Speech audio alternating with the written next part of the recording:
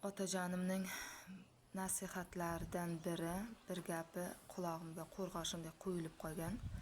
Sezgir inson edi. O'zi ham ko'p rashkchi edi. Ko'p endi ona deb murojaat qilyapman videoda, lekin bizlar aslida ena deb aytamiz. Enamni ham ko'p qizg'onardi. Keyin shu akajonimga aytardi. Shu 8-9-sinflar bo'lsa kerak, nechinchi sinfligini eslolmayman. Shu oldida o'tirsak, o'g'lim puxta bo'lgan, kim nima desa gapiga e'tibor bergan, gapining ma'nosini choqib oladigan bo'lgan derdi. Keyin 3 ta o'rtoq bo'ladi. Birinchisi ovqating uchun. Shu nimang sendan foydalanib ovqating uchun. Ikkinchisi mansabing uchun o'rtoq bo'ladi. Uchinchisi xotin uchun o'rtoq bo'ladi deb aytardi.